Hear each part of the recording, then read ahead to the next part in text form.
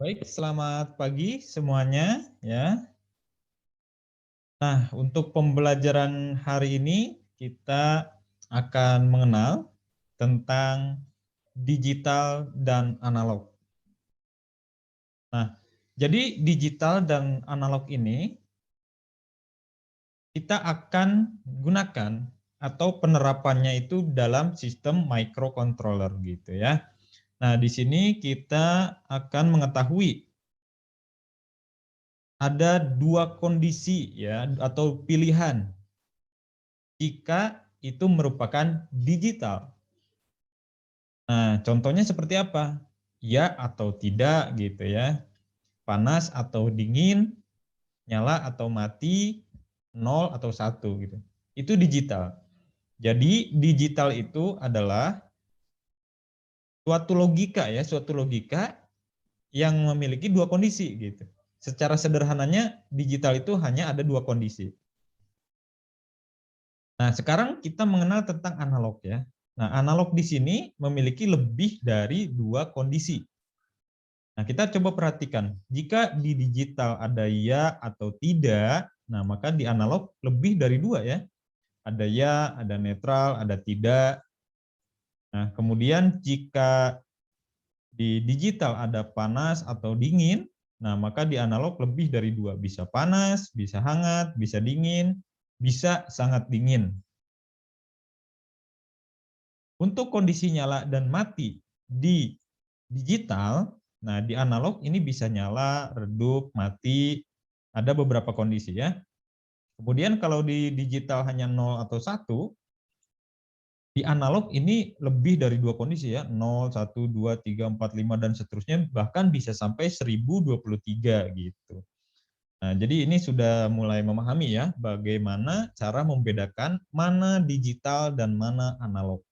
Nah, ini mudah sekali ya. Jika digital itu hanya dua kondisi, dan jika analog itu memiliki lebih dari dua kondisi. Nah, kondisi digital itu biasanya berupa analog yang dikonversi oleh pikiran manusia. Kondisi analog itu ya berasal dari alam sebetulnya, langsung dari alam ya, kondisi alami gitu. Nah, ini contoh pemanfaatannya dalam pembuatan sistem otomasi atau robotika ya. Contohnya misalnya cahaya, suhu, dimensi. Nah, kita akan coba mendeskripsikan tentang cahaya di sini ya.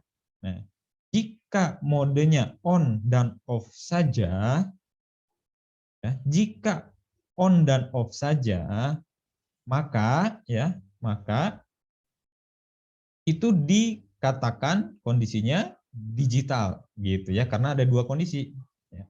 Nah, sekarang bagaimana jika bisa diatur intensitas cahayanya? Nah, berarti itu kondisinya adalah analog gitu ya, karena ada range nilainya. Nah, cahaya merupakan besaran fisika alam yang memiliki satuan kandela.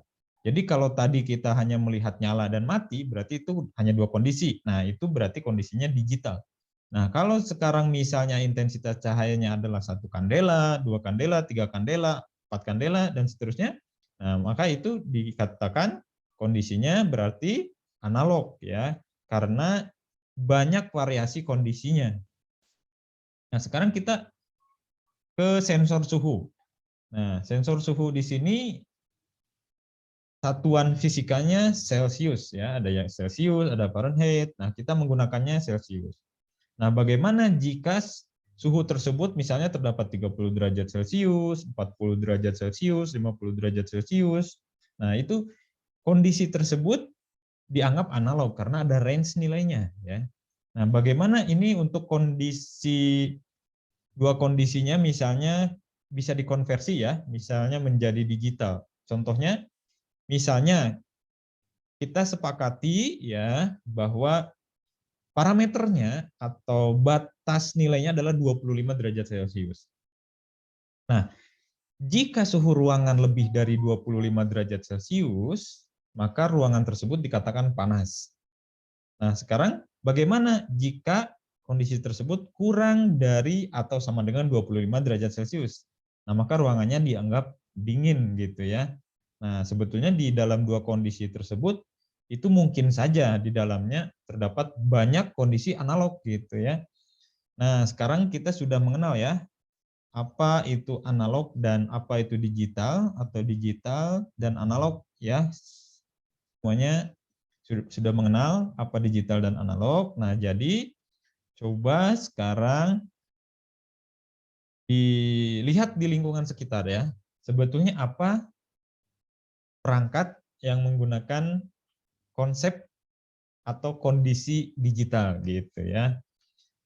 Nah, boleh di ini ya, jika ada pertanyaan lebih lanjut, silahkan kita diskusi melalui grup WhatsApp. Nah, jangan lupa sekarang silahkan absen akhir kelas, link ada di deskripsi grup WA. Nah, jangan sampai lupa ya, nanti Alfa sudah mengikuti pembelajarannya, lupa absen gitu. Karena yang absen akhir kelas pasti yang sudah mengikuti pembelajaran ini sampai dengan selesai gitu ya. Nah, jadi jangan lupa itu penting, silahkan sekarang absen akhir kelas di link yang ada di deskripsi grup WA. Jangan sampai ada yang belum bergabung di grup WA ya.